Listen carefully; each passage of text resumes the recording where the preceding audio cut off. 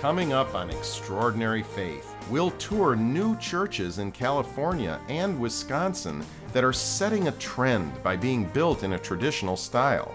We'll meet Duncan Stroik, one of the most prominent architects behind the resurgence of classic church designs.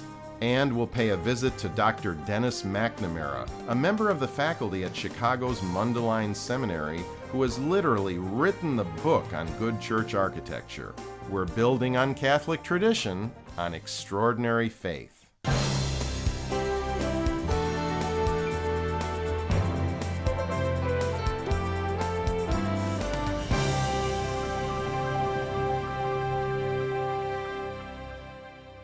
Hello, I'm Alex Began, welcoming you to Come on the Road with Extraordinary Faith, exploring the renewed interest in Catholic traditions. When you think about classic Catholic architecture, your mind likely turns to the grand Gothic and Romanesque churches that were built across North America during the late 19th and early 20th centuries.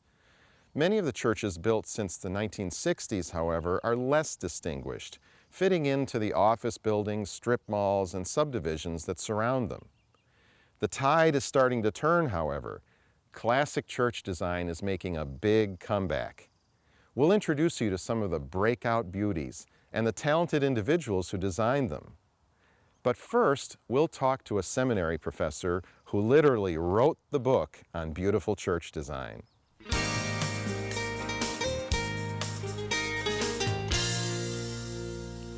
Sacred architecture is both an academic field and a visual one. To help us understand both the theological and the visceral basis for good church design is Dr. Denis McNamara, Assistant Director of the Liturgical Institute at Chicago's Mundelein Seminary. And that happens to be Cardinal George Mundelein on the wall behind us. Denis, I first learned about you through your book, Heavenly City. Tell us about that book and what motivated you to write it. Well, Heavenly City was really the first book to talk about the beautiful churches of Chicago. There had been a number of neighborhoods that were changing and churches that were being torn down, and somebody decided there needed to be a book about this to save these churches from the wrecking ball for the most part. And Chicago is a very significant architectural city, but Frank Lloyd Wright and Mies van der Rohe and other architects were so famous that people sort of forgot the churches.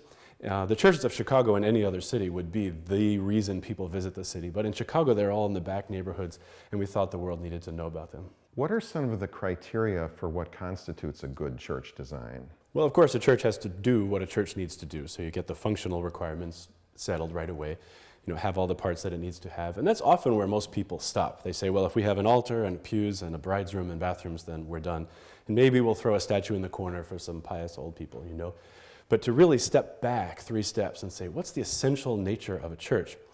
And if a church is a sacrament of Christ, as all the tradition of the church tells us, because the Bible talks about the Christian assembly, the people joined to their head, Christ, being living stones in God's building. So that's the theology of the people, but then you take it outward and say, this building shows us where the people will be and what the people will be doing in their heavenly condition. So the church becomes a visual sacrament or a visual image of the wedding feast of the Lamb, which is the biblical language of God and humanity united, eternally celebrating the reuniting of humanity and God after the rupture of the fall. And so a church is radiant, glorified, centered on God, joyful, and elevated. Everything about it is elevated, just like the language of the Mass is elevated, just like the Sanctus, Sanctus, Sanctus is the sound of the angels singing in heaven. So the architecture will show you to the eye what the angels singing in heaven look like, and then we get to join our voices to that. And Vatican II makes this very clear. They say that the sacred art should be composed of signs and symbols of heavenly realities, and then you just have to ask the question, what are heavenly realities? And if you do that, you'll have a beautiful church. These days, an increasing number of churches are choosing to add the extraordinary form to their schedules. How should that affect church design decisions? Well, if a pastor and the parish building committee know they're going to be using the extraordinary form, then they have to say, what do we need to have the extraordinary form in our parish? Usually the major change would involve communion rails or altar rails, which is interesting because there's no church legislation about altar rails, and there never has been. Everybody did them for centuries without any church legislation, and they took them out without church legislation. So they can come back without any particular rule according to the permission of the local bishop. So that would be the most important thing to have in mind for the extraordinary form, I'd say. So much starts at the parish level, where pastors and parishioners are involved in the key decision-making planning process. Those people really need a good understanding of liturgical principles. Do you have any recommendations on how people in those positions can improve their knowledge of liturgy and architectural standards? Well, sure. The first thing to do is look at what the church herself asks. And one of the greatest places to look for the theology of church architecture is the rite of dedication of a church. It's the big book that the bishop uses when a church is dedicated. And you read the prayers, and they're very clear. They say, this building, which is an image of the Christian people assembled in heavenly glory. And it brings the Old Testament psalms about, oh, gates lift up your heads, let the King of glory enters. And suddenly you start to say, this isn't just a meeting house, as people often said a few decades ago, but this is the sacrament of the heavenly Jerusalem, the heavenly city of Jerusalem. Just as Christ entered the earthly Jerusalem through the gates of the walls, so the front door of a church is the great triumphal arch into the heavenly city. And you start reading those things, and you say, oh, wow, there's important theology embedded in the rite itself, which tells us about the nature of the building. And then there are all the instructions that the church gives about what a church is and how it ought to be done.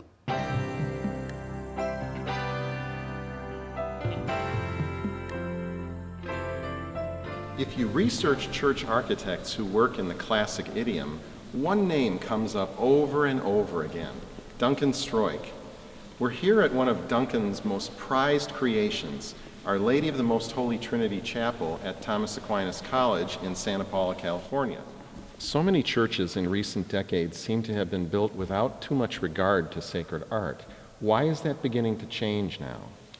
I think there's a great hunger on the part of the faithful for beauty, and I think it grows out of the Catholic sense of sacramentality, that we believe that the material can express the immaterial. And so there's a great desire, and also the young bishops and priests who are calling for architects to rebuild the church literally and figuratively. Is there something that speaks to the soul about a certain consistency in church design? I think so. I think people are looking for geometric consistency, order, symmetry. Also in our churches we expect there to be transcendence, so there's a verticality. And traditionally there's also been more of a directionality, like a nave, a long nave. And that's something that we're coming back to, or relearning what that means. There are a few principal categories of traditional church design: Gothic, Romanesque, etc. Could you help our viewers understand what those are and what they mean? It's interesting that you say that, Alex, because Thomas Aquinas College is a great books program, and they wanted this church to reflect all the great categories of sacred architecture. But what we tried to integrate was really the early Christian aspects of the Romanesque in the vaulting, the Renaissance, and you could say the Baroque with the baldacchino. So the nave is the central part of the church, and it's where the people gather. And it comes from the word navis, which is Latin, like navy, for ship, because the church is like a ship, like the ark that protects us from the flood, that brings us through baptism. And the nave leads us towards the sanctuary, towards the altar. On this side, we have the aisles, and these are very generous because this is all about procession and pilgrimage, and it gives a spaciousness to the church. And the side aisles also, in this chapel, are used for special occasions when we can fill them up with extra seating. At the end of the aisle, you see this wonderful side shrine, which is an image of the baptism of Christ. And halfway down the aisle, we have a cross axis, which is the confessional. The transept, or the crossing of the church with its great dome, signifies the center of the cross. And below that is the sanctuary with the apse. And this is the focus of the church, with the marble floor, with the raised stairs, with the baldacchino, underneath of which is the altar. And you can see on top of the baldacchino 4 angels. And what might they be? They're all holding symbols of the Passion, of the Eucharist. We have a small rail, and you can see a raised pulpit for reading the scriptures and preaching. The sanctuary has this beautiful curved altar rail with 2 colors of marble, which are trying to connect visually that to the baldacchino. And the baldacchino is the 4 columns that define the holy place, the Holy of Holies in the church. and they're made out of bronze.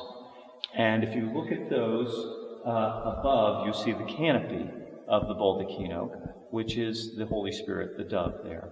So the dove is coming down upon the altar, upon the people, and then above that we have the angels who are leading us in worship, and then a very unique aspect of this baldacchino, which has a crucifix on the top. Then if we look at the altar itself, which is a pure white marble, and it has 3 panels symbolizing the Trinity, and remember this is Our Lady of the Most Holy Trinity Chapel. So here's really the raison d'etre of the church. Our Lady of the Most Holy Trinity Chapel, the altar of sacrifice. And it's fairly subtle, but because it's dedicated to the Trinity, we have 3 equal panels. Now this church was designed so that Mass could be celebrated in the Novus Ordo in English, in Latin, but also in the extraordinary form. And so you can see that a priest can stand on either side of the altar, which is really classic. If you look at the ancient basilicas in Rome, they're designed this way, with a freestanding altar, but with the great baldacchino, creating almost an exclamation point. This is the important spot. Then behind the altar, and in relation to it, is where the Blessed Sacrament goes after Mass, where we can have adoration, where this beautiful Blessed Sacrament tower, with Christ the Redeemer standing on top of it, is also a focus. So the altar and tabernacle are both a major focus of the church. So the exterior of the Chapel of Our Lady of the Most Holy Trinity is a Spanish-inspired design that partakes of the great classical tradition. So we have a grand triumphal arch that you enter between. And on the left is St. Augustine, and on the right is St. Thomas Aquinas, who are the 2 great teachers of this great books program, above which there's a great pediment with a window, and then the namesake of the church, Our Lady. Next to her is the 134-foot tower, which is dedicated to the Trinity. You can see why. It has 3 bells in 3 arches. And the desire was this great temple would be seen from miles around and inspire people like the great actor Anthony Hopkins to come here and to find peace and joy.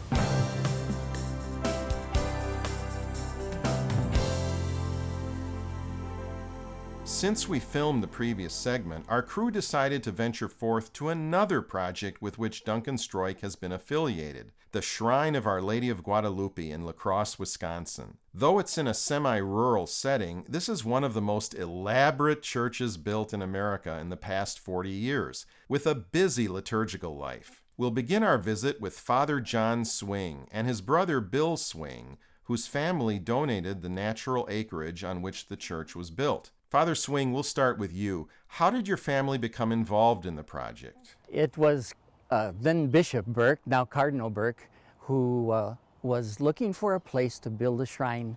And one day, by happenstance, met my mother, and they started to talk about the shrine, and my mother was so enthusiastic. We always wanted to do something with this beautiful place. Something more than to have it developed for commercial use, but rather to dedicate it to God. And so it was after that initial meeting that things started to roll. Bill, could you tell us why a traditional church design was selected?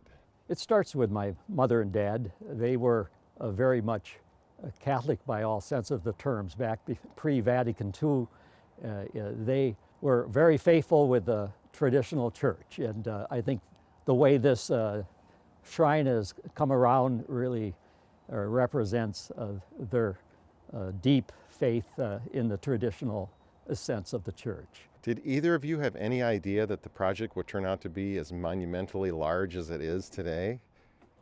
Well, the first drawings, one of the questions that was asked is, will there be electricity up there? So that's how modest the plans were at the beginning of the project. Yes, so no, it was beyond our wildest dreams.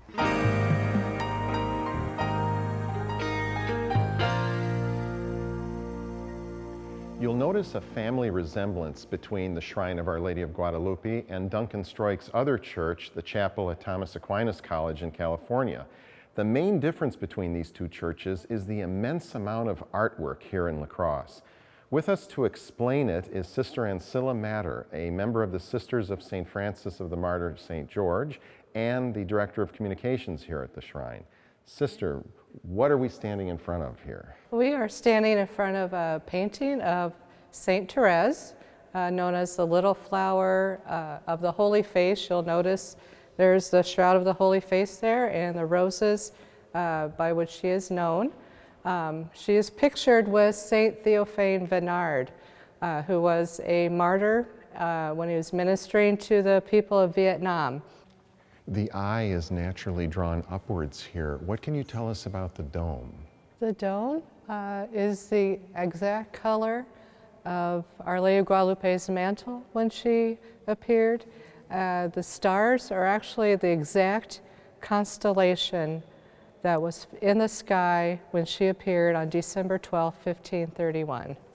And that constellation is also seen on her mantle in the image that, if you're familiar with Our Lady of Guadalupe, you're familiar with the image that appeared on St. Juan Diego's tilma. So the constellation of stars matches constellation you'll see here in the dome, which was in the sky in 1531 when she appeared. What are the medallions that are surrounding the dome? There are 4, they're called pendentives. The artist for those pendentives and a lot of the artwork that you'll see here at the shrine, he is Anthony Visco, and he is out in Philadelphia. Pendentives are situated where architecturally you'll see, like, you'll have the circle of the dome meets like the squareness of the building. So it's kind of, he explained it to me, where you have the circle of eternity meets the squareness or the mundaneness of our earthly situation or so. So it's like heaven meets earth, and there's this space where there's just this, what he calls like a sacred space. So these pendentives are situated in that sacred space. And these 4, there are 4 doctors of the church: Saint Ambrose, Saint Ephrem, Saint John Damascene, and Cyril of Jerusalem. And these 4 doctors are known. They were chosen to be portrayed here by Cardinal Burke, who's the founder of the shrine.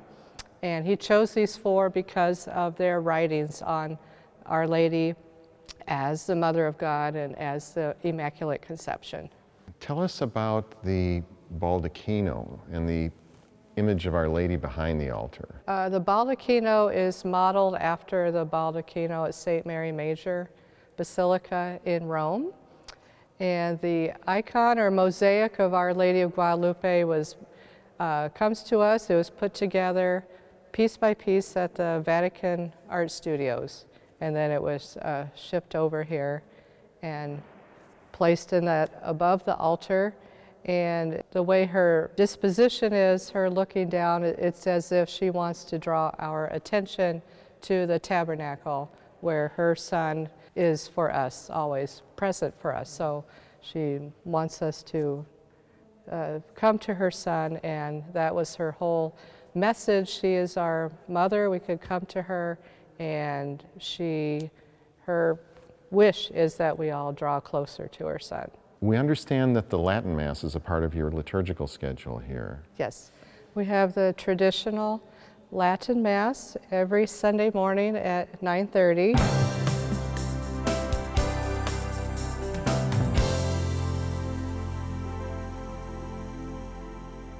After visiting the chapel at Thomas Aquinas College, we decided to make the trek out to South Bend, Indiana, home of the University of Notre Dame, to visit Duncan Stroik's offices. This is ground zero for much of new church design in North America today.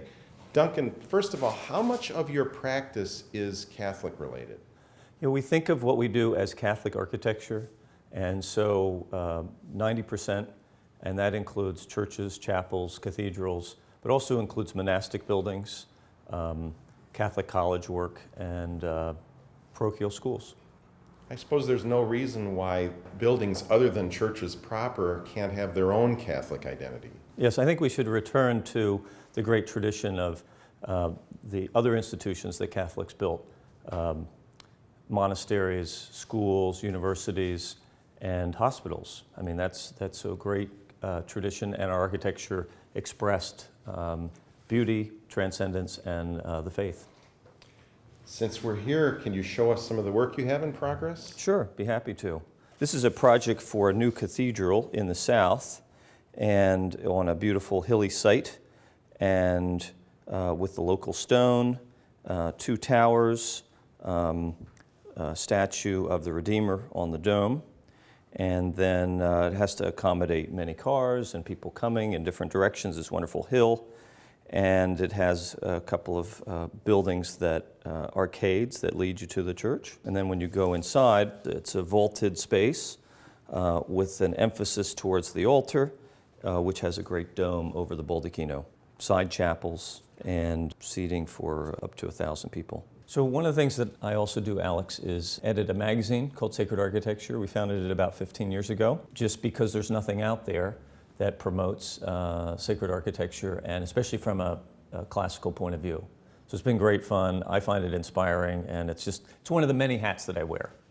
It's not just the magazine you publish, you've also written a book. I love reading and writing and scholarship and how that could be made public, get it in the hands of bishops and pastors and building committees and inspire them. So yeah, this book is called, I named it The Church as a Building a Sacred Place, and it's really the result of 20 years working on this, many of my ideas, and put together in one place. One of the most exciting things that's been happening in the last quarter century is a movement for traditional urbanism, traditional towns, villages, and cities, and to make them walkable again.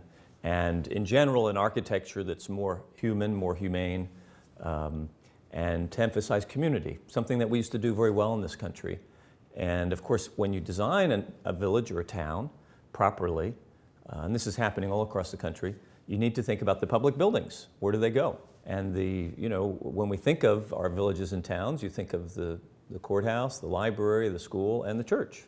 And so it's very exciting to see some new towns which are planning to have a green and a public building and a church near the center people can walk to. And I guess the church building is a sacred place, beauty, transcendence, and the eternal. I think the thing that I've been struck at ever since graduate school at Yale, someone once gave me advice. He said, "You're interested in beauty and you should pursue that."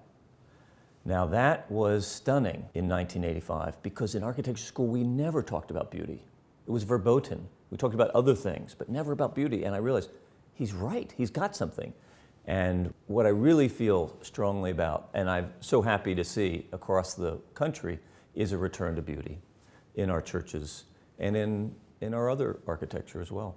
I came to Notre Dame about 25 years ago on the invitation of Thomas Gordon Smith, and he founded this new program of classical architecture, the first program of classical architecture in about 40 years. It was very hard at first, and people thought we were crazy. The students rebelled. The university didn't understand it. And I would say we've had an amazing success. We're not the majority view in architecture by any means, but it's really exciting to see our students, 40 to 60 students a year, going out in the world and designing traditional cities, designing classical buildings, designing beautiful houses, museums, you name it, and have an effect on the American culture and frankly in Europe and Canada as well. It's just an honor to be an architect who gets to teach and to focus on sacred architecture. Can you identify any particular elements that create sacred space? Yes, I think there are. All great sacred buildings have verticality, which emphasizes transcendence. They have directionality, starting at one point and leading towards something. They have solidity, stability. They're built out of fine materials that are going to last for centuries, and they're iconographical. They have imagery that we can relate to, we can understand. They tell a story through painting and sculpture. So those are the points, I think, that are crucial to sacred architecture, all sacred architecture, but especially Catholic sacred architecture, that we have been relearning in these last decades. And it's very exciting to see young architects and old architects rediscover these ideas. And the lay people, they've always known it. Could you tell us something about the artwork at the Shrine of Our Lady of Guadalupe in Crosse? It's an amazing place because, as you know, there's a series of buildings, a series of outdoor chapels, and a series of artists. And one of the visions of Cardinal Burke was that it wouldn't just be one artist to do everything, but that it would be really a collaboration of many artists, some architects, and of course the Cardinal himself. It was very exciting to try to find talented painters to do altarpieces, sculptors to sculpt in marble and bronze from Italy, from Mexico City.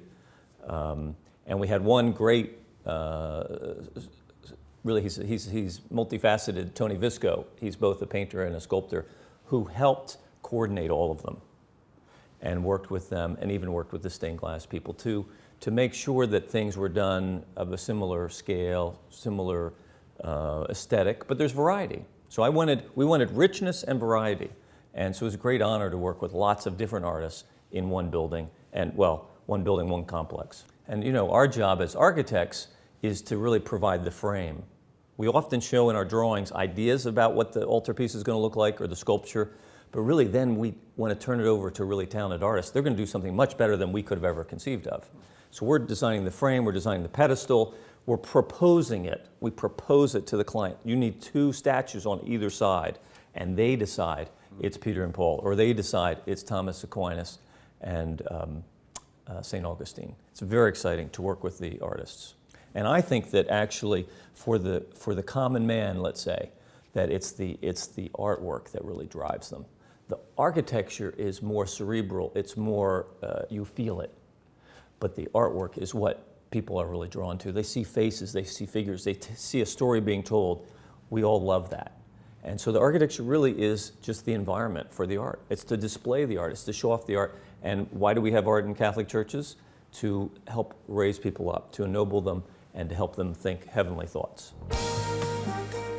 On our next episode, we'll take you inside the world of the traditional Catholic artisan. What's old is new again as these skilled individuals work to restore historic churches to their original glory. We'll take you to the largest church restoration company in America, where everything from stained glass to statues is made. And we'll tour churches which have been upgraded in inspirational ways. Come back and see the classic look back in style on Extraordinary Faith. You can learn more about all the beautiful churches we visit on the episodes page of our website, extraordinaryfaith.tv. We welcome you to contact us there with questions and comments, and like us on Facebook so that you can keep up with all the breaking news about our programs. Thanks for spending a part of your day with us, and join us often as we explore the wonders of Catholic tradition here on Extraordinary Faith.